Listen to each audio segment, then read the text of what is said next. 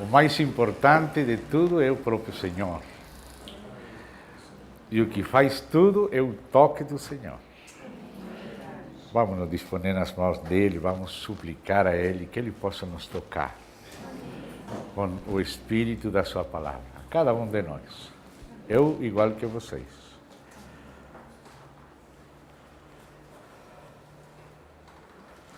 Querido Pai, no precioso nome do Senhor Jesus,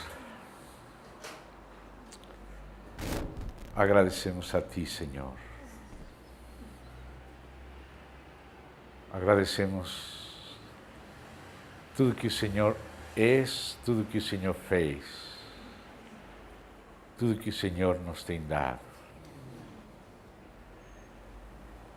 Nós, da nossa parte, Pai, também, com o socorro do Senhor, desejamos nos confiar nas Tuas mãos. Nós sabemos, Senhor, o Senhor nos tem aos poucos ensinado que nada podemos fazer sem o Senhor. E não queremos mais estar sem o Senhor. Queremos viver pelo Senhor. Rogamos o Senhor cada dia nos ensine mais como viver em união contigo, Senhor. Desejamos te honrar, te amar e te adorar.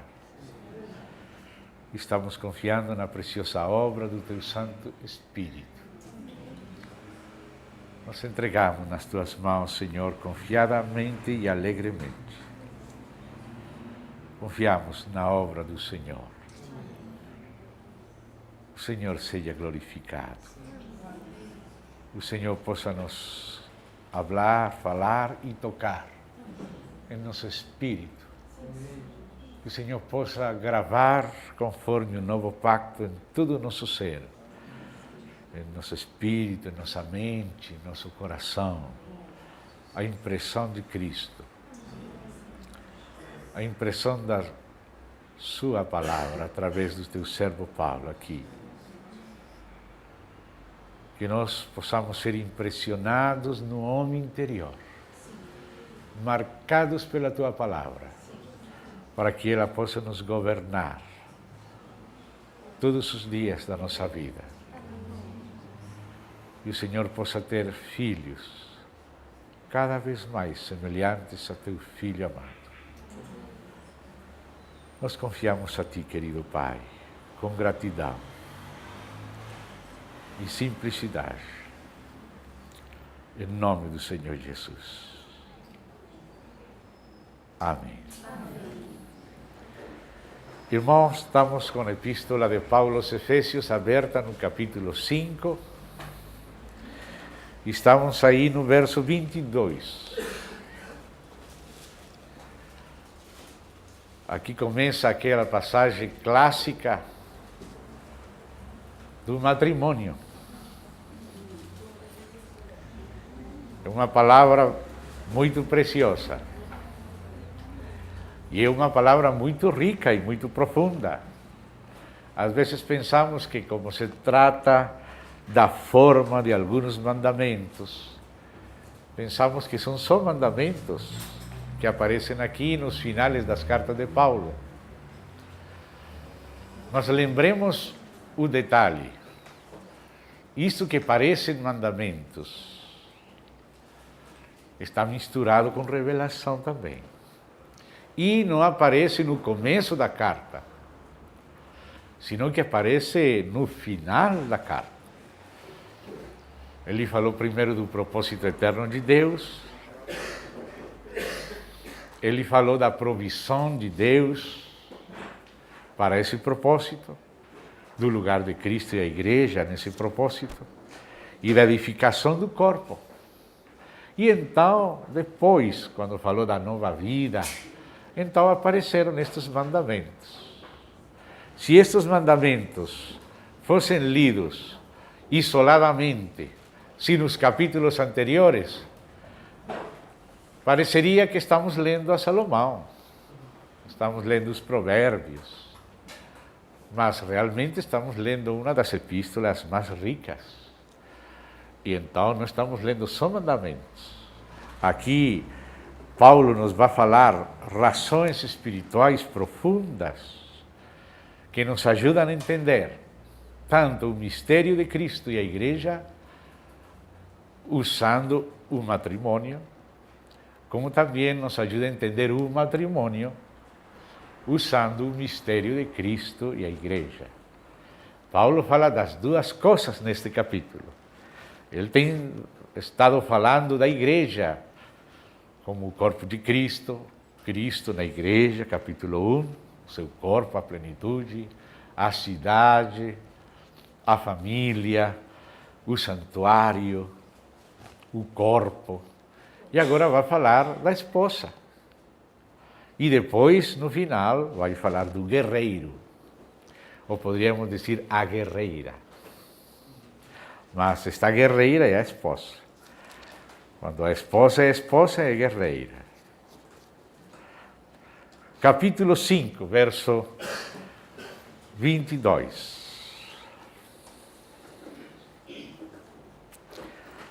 As mulheres, e é curioso que Paulo começa a falar primeiro as mulheres.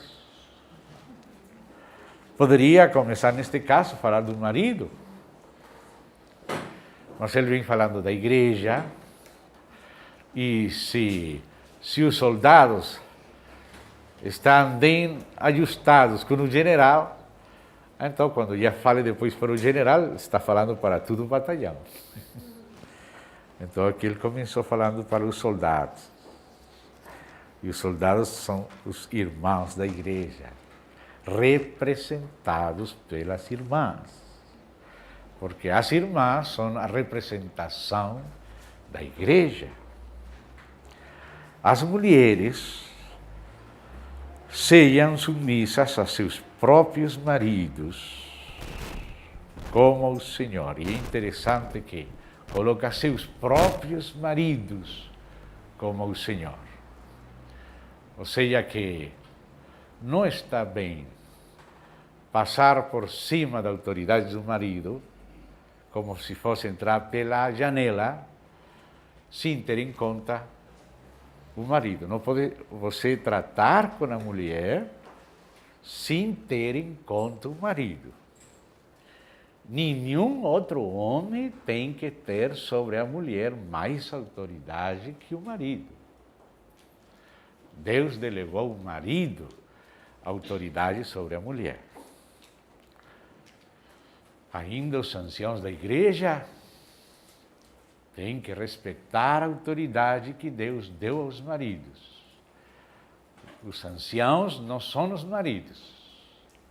Quem tem a mulher é o marido.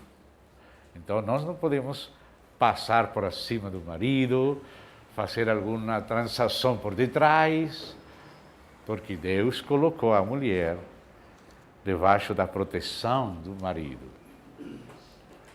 Abimeleque falou que Abraão era como uma espécie de véu para Sara, ou seja, que ele protegia a Sara. Ainda que o próprio Abraão tive alguns descuidos para se proteger um pouco, mas Deus mesmo protegeu e fez falar a Abimeleque. E Abimeleque falou que Abraão era como um véu que cobria Sara diante de todas as pessoas. Então, o próprio Deus que quis fazer esta delegação, ele respeita esta delegação. No Antigo Testamento, vemos que quando uma mulher fazia um voto, Deus não aceitava esse voto até ser aprovado pelo pai, se ela era solteira, ou pelo marido, se ela era casada. Ainda que fosse um voto feito para o próprio Deus, ainda que seja uma promessa que ela fez para Deus, Deus não recebia essa promessa até seu pai aprovar a promessa da sua filha. Se o pai aprovava aquele compromisso, aquele voto que aquela filha fazia com Deus, então Deus recebia aquele voto. Mas ainda que o voto tivesse sido feito, se o pai não aprovava, Deus não aprovava, porque Deus não vai quebrar a delegação de autoridade que Ele mesmo deu. Depois que aquela filha se casasse, a autoridade passava a ser do marido. E agora, do mesmo jeito, Deus não aprovava um voto feito por uma mulher casada se esse voto não era aprovado pelo marido. Então, se para Deus, que é a máxima autoridade, Ele mesmo se retém e se submete à aprovação do pai ou do marido, é porque Ele respeita a autoridade delegada. Se o próprio Deus respeita a autoridade delegada, todo homem, muito mais, tem que respeitar essa autoridade delegada. Não tem que fazer nenhum tratamento, nenhum negócio, nem tratar nenhum assunto às costas do marido. Tem que ser todo na vista dele. Amém? E ele começa a explicar por quê. Não é somente um mandamento feito arbitrariamente por Deus, não. Deus é o Criador. E há no coração de Deus um mistério. E o mistério de Deus é Cristo. E o mistério de Cristo é a igreja. E todas as coisas que Deus fez em relação ao casamento, ao matrimônio, tem a ver com esse mistério. O propósito é ajudar a esclarecer esse mistério. O mistério do matrimônio não fica esclarecido senão à luz do mistério de Cristo e a igreja. E isto é um assunto que vem de Deus. Às vezes, algumas pessoas, quando leem Gênesis,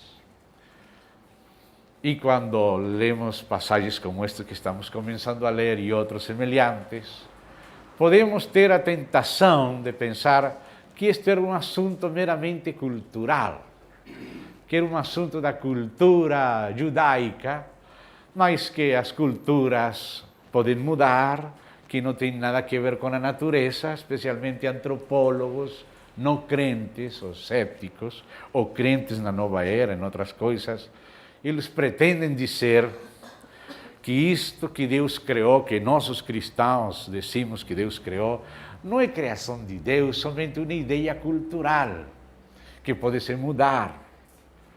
Mas nós que cremos que Deus está detrás deste assunto, nós não somente estamos vendo uma disposição cultural, senão uma disposição natural. Deus conhece a natureza do homem e da mulher. Não é somente uma coisa de cultura passageira que vai mudando de época em época, de país em país, de cultura em cultura. Há algo mais profundo neste assunto. Há psicologia natural. Tem que ver com a natureza do homem, tem que ver com a natureza da mulher e não somente com sua cultura. Porque provém de Deus. Quando provém de Deus, então fica escrito na natureza. E a natureza sempre vai falar mais forte que a cultura. Ainda que a cultura seja rebelde e pretenda modificar os arranjos de Deus, tarde ou cedo aquela cultura tem que capitular diante da natureza. Porque a natureza obedece a Deus, ainda que está caída, de todas maneiras, a mão de Deus ficou lá. É como se um homem tivesse feito um suco de laranja e veio o inimigo e colocou sal naquele suco, e quando você toma aquele suco de laranja está salgado, ainda que esteja salgado, tem sabor de suco de laranja. Foi distorcido, está salgado, mas o suco de laranja está aí. A natureza foi afetada pelo pecado, mas os princípios de Deus ainda estão aí reclamando o direito de Deus. Então, quando vamos ler este capítulo, tenhamos em conta isto. Não estamos falando somente de cultura judaica ou do machismo de Paulo, porque alguns agora falam que Paulo era machista, então por isso falava assim. Não, Paulo está se baseando em Gênesis. E Paulo está vendo o propósito eterno. E ele está vendo o relacionamento deste assunto, da família e do matrimônio, com um propósito eterno. Não é um assunto só de cultura. É um assunto de Deus que tem cobrança na natureza, ainda que caída. Não sei se os irmãos me compreenderam o que estou falando. As mulheres sejam submissas a seus próprios maridos como ao Senhor, porque, aqui vêm as explicações, porque o marido é o cabeça da mulher, como também Cristo. Olha, aqui Paulo vai repetir muitas vezes assim, também, como também.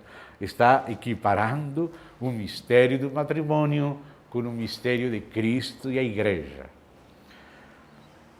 Como também Cristo é o cabeça da igreja, sendo este mesmo Salvador do corpo.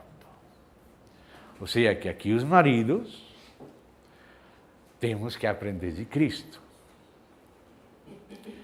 Quando o marido aprende de Cristo, ele aprende que ele tem que amar primeiro. E que ele tem que pagar um preço primeiro. Às vezes, nos matrimônios, bom, se ele não me dá um beijo, não vou dar um beijo. Se ele não me saudou bem, não vou saudar. E começa aquele, não sei, nós falamos tirar e aflorar, aquele assunto vai e vem, não? Mas aqui o Senhor está falando ao homem que ele está representando Cristo e que ele tem que representar Cristo com a ajuda de Cristo. E Cristo é o nosso modelo e é nossa dinâmica. Modelo exterior, mas também vida interior para poder seguir o modelo. Porque se só temos modelo, mas não temos Cristo dentro, o modelo fica muito difícil para nós. Graças a Deus que nosso modelo veio morar em nós, veio nos ajudar, veio nos inspirar. E Deus está exigindo no interior dos homens, você tem que amar primeiro. Claro que as irmãs vão estar muito contentes. Há coisas que eu preferiria falar só para os homens. Coisas que se falam só para as mulheres. Que é melhor que uma mulher fale para as mulheres. Salomão tinha muitas experiências com mulheres, mas quando ia falar Deus, o assunto da mulher virtuosa, não foi Salomão que escreveu. Foi uma mãe. A mãe do rei Lemuel foi que escreveu, uma mãe. Salomão tinha muita experiência, mas não era apto para escrever o que só uma mãe podia escrever. Não está bem um homem dizendo a uma mulher como tem que ser virtuosa, mas uma mulher, mãe, tem mais autoridade que qualquer homem para falar. Deus é muito sábio. Então aqui, como também Cristo é o cabeça da igreja, sendo este mesmo Salvador do corpo. O corpo é a igreja. Cristo é o Salvador do seu corpo. Assim, o marido tem que proteger a mulher. Isso é normal. A mulher parece que gosta de ser protegida e o homem gosta de proteger. Parece que é um instinto natural. Não precisa um homem fazer um esforço. Espontaneamente ele tem aquele instinto de proteger. E a mulher tem um instinto diferente. É a natureza, não só a cultura.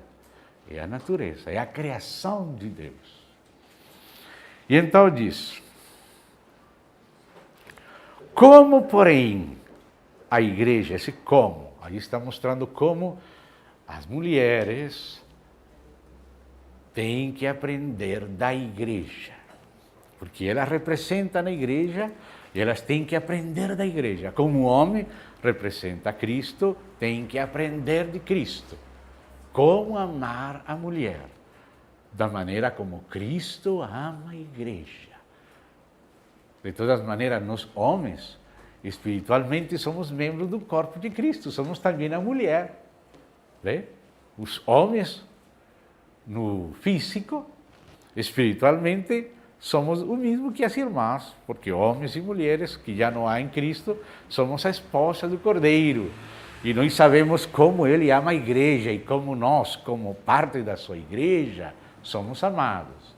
Então, nós aprendemos do amor de Cristo para nós amar primeiro, nós pagar o preço primeiro, nós nos esquecer de nós mesmos e pensar somente nela.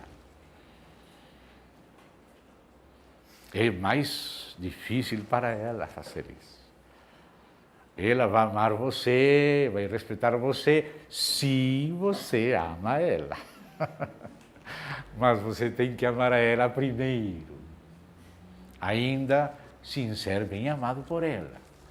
É mais fácil que ela se enamore do seu amor. Depois que você amou, ela pode ir amando. Mas nós não. Nós temos que amar primeiro. Primeiro. Como Cristo fez. Nós amamos a Ele porque Ele nos amou primeiro. Então, ele diz aí, como, porém, a igreja está sujeita a Cristo, assim também, como a igreja, as mulheres sejam em tudo. Oh, Paulo foi muito absoluto aqui, colocou essa palavra em tudo. Acho que as irmãs não vão gostar, mas você pode pelejar com o Espírito Santo. Será que Paulo não estava inspirado? Esse problema, sério, hein? Em tudo. Não está deixando nada descoberto.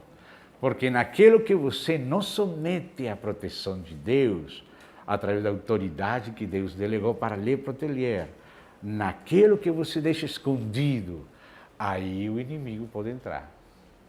Aí você está abrindo uma brecha para o inimigo. Por isso fala em tudo. Pode ser que um irmão diga, mas eu sou mais espiritual do que meu marido é um menino em Cristo, ou ainda não se converteu. Não importa. Não importa. Pergunta para ele. E ele vai ter que buscar a Deus para lhe ajudar. Se você é uma mulher sábia e você sabe mais do que seu marido, pergunta para ele. Igualmente pergunta. Coloca os assuntos. Não decida sozinha. Pergunta para ele. E ele vai ter que buscar o Senhor. E com o tempo, você vai ver que Deus começa a complementar você. Deus vai honrar você, ajudando o seu marido, para você. Maridos, amai vossas mulheres, não fala todas as mulheres, vossas mulheres, cada uma a sua própria.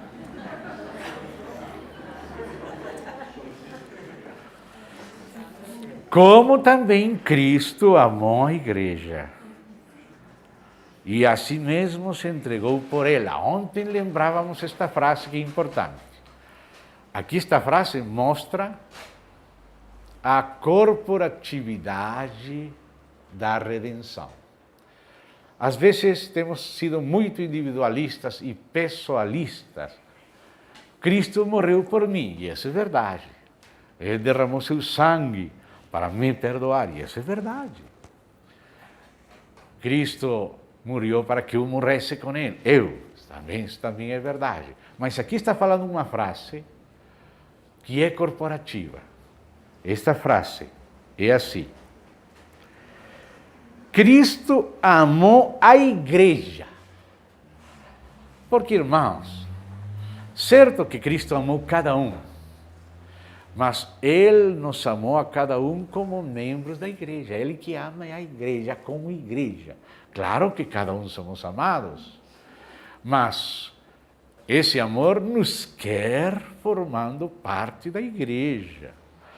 Todos formamos parte da igreja. Não há filho que não forme parte da igreja, mas muitos que formam parte da igreja não discernem no corpo e não agem em função do corpo. Seu serviço é isolado, não é corporativo. Não tem em conta que Deus está querendo um serviço da igreja como igreja. Deus não somente quer o meu serviço. Meu serviço é o altar, eu me consagro, mas o altar não pode ser colocado em qualquer base. O altar tem um sítio apropriado. O sítio do altar, o lugar do altar, é o santuário de Deus, a casa de Deus. Toda consagração a Deus tem que ser na casa de Deus, no altar que está na casa. Deus não gosta de altares nos lugares altos, muitos altares. Ele manda derrubar todos os altares rivais e edificar um só altar num só santuário. Consagração corporativa da igreja. Deus quer ver não somente a nós servindo individualmente, Ele quer ver-nos lhe servindo em equipe, como um corpo. É um desejo que Ele tem. E se nós amamos a Ele, vamos procurar pagar o preço, na palavra que em alguns lugares não é muito bem entendida. Pagar o preço de nos negar a nós mesmos para aprender a servir a Deus em colaboração com os demais irmãos. Cristo amou a igreja e assim mesmo se entregou por ela, pela igreja. Cristo se entregou pela igreja. E fala mais, para que a santificasse. Aqui fala da santificação da igreja. Há santificações pessoais, mas aqui não está falando da santificação de cada irmão, sino da santificação da igreja. E a santificação da igreja é possível graças ao sacrifício de Cristo. Ele se entregou pela igreja para purificar a igreja, para santificar a igreja.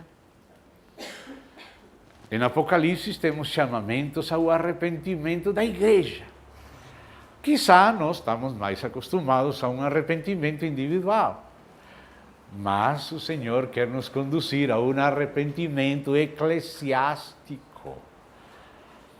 Quando Ele fala para Éfeso, se arrepende, fala isso para a igreja em Éfeso, para a igreja em Pérgamo, para a igreja em Tiatira, para a igreja em Laodiceia, em Sardis. A igreja como igreja tem que se arrepender. Isso quer dizer que os pecados pessoais, quando são um denominador comum, podem virar um pecado estrutural. Há estruturas de pecado, porque se associam os pecadores para criar essa estrutura, que como estrutura mesma é pecaminosa. Não somente temos que ter arrependimentos pessoais, as nações têm que se arrepender também, e as igrejas têm que se arrepender. Então aqui a palavra de Deus fala que o sacrifício do Senhor, o entregar-se dele, é pela igreja. Amém? Para que a santificasse, tendo-a purificado por meio da lavagem de água pela palavra. A lavagem de água foi primeiramente representada no batismo, mas Jesus falou que também a palavra dele limpa. Vocês lembram quando ele estava lavando os pés dos apóstolos e Pedro não queria que o Senhor lavasse ele? E o Senhor falou espiritualmente: o que eu estou falando agora, você não compreende agora, mas você vai compreender. Vocês já estão limpos, não precisa, quando ele falou, então vai limpar tudo. Não, não precisa ser limpado tudo. Vocês já estão limpos pela palavra que eu tenho falado.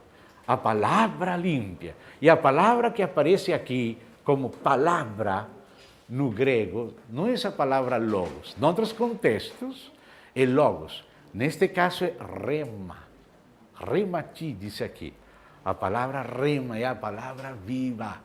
Disse Jesus, as minhas palavras são espírito e são vida. Então é o fluir das águas vivas do espírito que lavam. Amém? Então aqui diz que a igreja foi lavada pela palavra viva, pelos oráculos nascidos do coração de Deus, fluindo no meio da igreja. Então fala aí, lavagem de água pela palavra, ou seja, pelo rema, os remas, as palavras vivas de Deus, as palavras que vêm a nosso encontro para nos ajudar e nos livrar e nos reconstituir como igreja. Para apresentar de novo a igreja. O Senhor está avisando não somente a chegada de cada um dos remidos. Claro que sim, ele, quando estava por morrer Estevão, já estavam apedreando ele, o Senhor se levantou da destra do Pai, e quando Estevão viu a ele em pé, recebendo uma alma. Mas se ele se colocou em pé para receber uma alma de Estevão, imagina o que vai fazer quando vai receber a igreja gloriosa. E o que fez Adão? Esta é agora. Não é como aquela galinha que falávamos, não? Aquela girafa bonita, mas só girafa. Esta é agora, carne da minha carne, osso dos meus ossos. Isso, quando ela foi trazida para ele. Então, aqui está falando disso. Para apresentar a si mesmo igreja gloriosa. Esse para, irmão. Temos que deixar o Espírito Santo escrever em nosso coração o que está no coração de nosso noivo. Ele quer se apresentar uma igreja gloriosa. É isso que ele quer. Então, se nós amamos ele, nós queremos formar parte, colaborar para que a igreja gloriosa esteja pronta. Se você ama o Senhor, você não vai ter uma piedade individualista. Sua piedade vai ser corporativa. Você vai querer cooperar com o Espírito de Deus para que nosso noivo possa encontrar uma igreja gloriosa. Gloriosa. Porque isso que está no coração dele. Temos que compreender a nosso noivo. Que é o que ele está buscando? Uma igreja gloriosa, sem mácula, nem ruga, nem coisa semelhante, porém santa e sem defeito. Graças a Deus que o sangue de Cristo nos pode limpar das máculas. E também a vida de Cristo, que é o novo homem, nos livra das rugas. O que são as rugas? Señal de velhice. Quando estamos no velho homem, estamos cheios de rugas. O homem virou velho quando estamos na naturalidade, na carne, ou só na alma. Estamos velhos, cansados. Somos almas cansadas. Mas quando estamos em novidade de vida, viramos novos. E o Senhor quer uma igreja sem ruga, ou seja, sem nada do velho homem, sem tempo perdido, porque as rugas são o tempo que passa. Nós às vezes deixamos passar o tempo. Nossa igreja sem ruga, uma igreja nova, um espírito que aproveita bem o tempo. Então diz aí, porém santa e sem defeito. Agora, nós às vezes dizemos, nós aqui, a história da igreja. Mas que coisa, se a igreja vai ser uma, não pode ser santa. porque tem que ter toda classe de coisas na unidade. E se vai ser santa, tem que se dividir, porque tem muitos pecadores na igreja. Nós temos esses problemas. E muitos irmãos se separam de outros irmãos porque acham que tem que se separar porque são mais santos do que eles. Vê? Ou se não, então vamos fazer ecumenismo, vamos aceitar toda classe de erro e problemas e pecados e não vamos falar nada porque vamos dividir a igreja, entre aspas. Mas, amados, este problema tem solução na pessoa do Senhor Jesus. Porque Ele é o elemento da unidade da igreja e Ele é o elemento da santidade da igreja. Cristo mesmo é a nossa paz. Cristo mesmo é a nossa santificação e é a nossa unidade. Em Cristo, a igreja é uma e é santa. Em Cristo. Você não vai encontrar a santidade e a unidade da igreja em outro lugar. A santidade e unidade da igreja existem em Cristo. Se você está em Cristo, você está na unidade da igreja e na santidade da igreja. A unidade e a santidade são também provisão de Deus em Cristo. Em Cristo a igreja é santa e é uma. Amém? Porque, verso 28, assim também, ou seja que, assim também como Cristo se apresenta à igreja. Note como nossos maridos, começando por mim, que eu sou casado, faz 31 anos, começa por mim. Assim também os maridos, assim também, como assim também, tenho que voltar de novo. Hein? Amou a igreja, se entregou por ela, para santificá-la, purificá-la pela lavagem da água, pela palavra, não pelo garrote, pela palavra. Com amor. Para apresentar-se a si mesmo.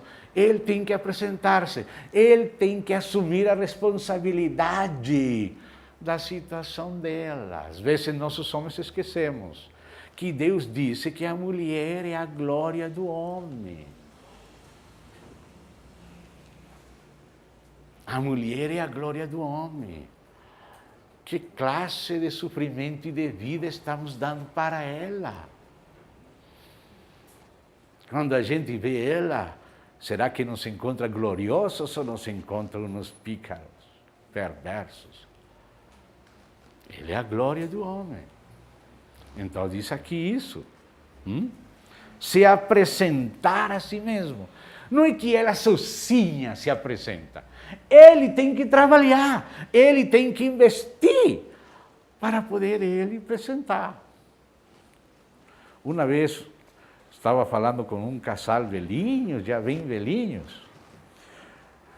E uma das pessoas desse casal, não vou falar, vocês vão saber, falou, mas se você quer comer alface na salada, você tem que regar aquela plantinha, tem que colocar água, adubo.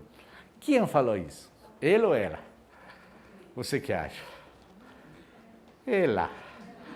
Ela esperava aguinha, adubo, cuidadinho, para depois sentar-se a alface no prato da salada do marido. Essa é a psicologia feminina. Ela espera. E Deus quer que o homem assuma o amor primeiro. Ele nos amou quando éramos inimigos. Agora nós amamos a Ele, porque Ele nos amou primeiro. Isso nós, homens, temos que aprender. Especialmente os que vão se casar. Ricardo!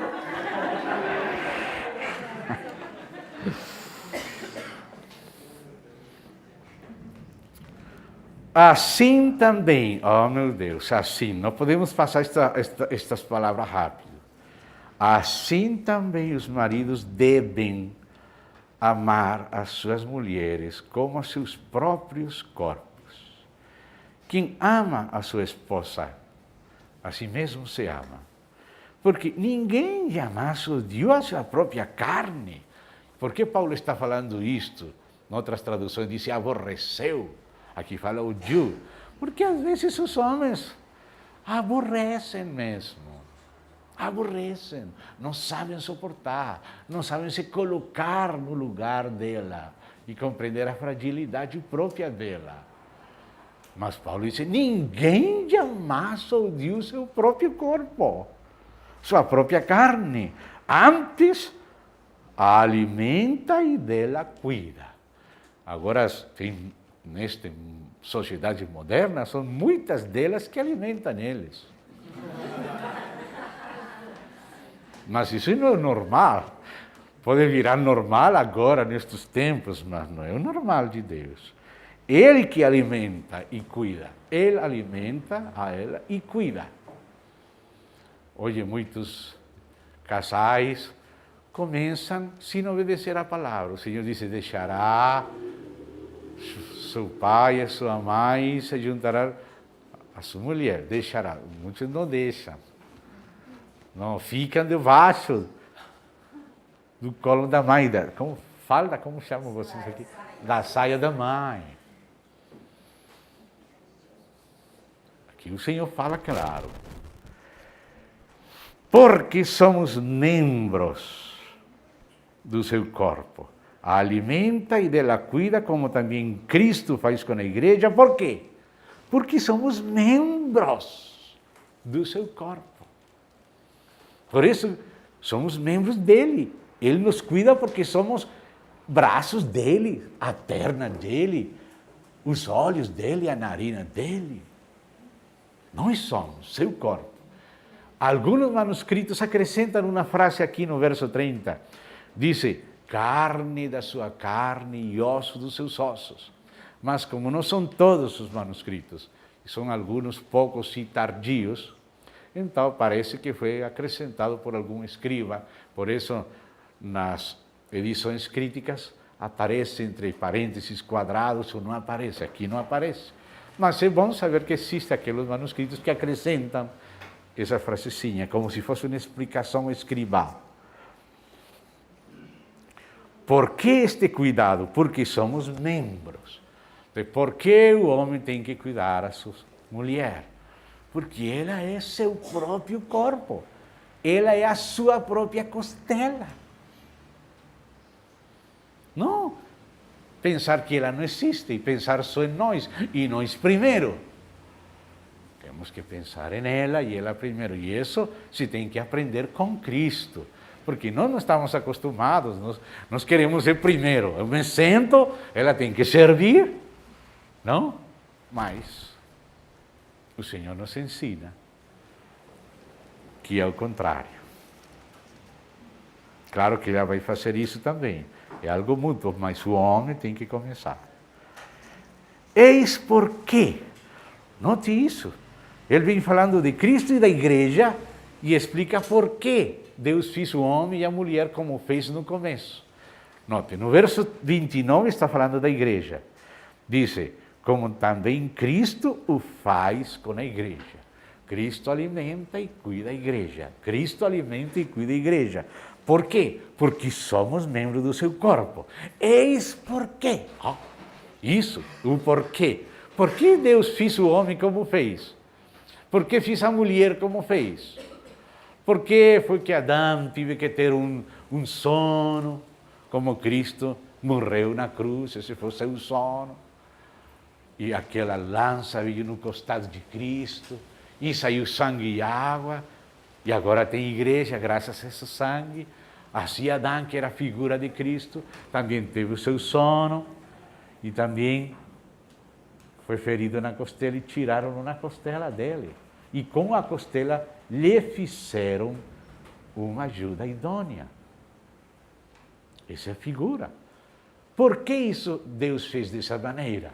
Por que as mulheres não vêm como os homens também do pó? Por que não nascemos como um banano de uma árvore? Poderíamos nascer como uma laranja. Por que não? Porque Deus fez da maneira. Aí diz porque, eis porque. Ou seja, por causa do mistério de Cristo e a igreja, Deus fez dessa maneira. Eis porque deixará o homem o seu pai e a sua mãe. Ou seja, eles têm que começar um matrimônio novo, oxalá sozinhos.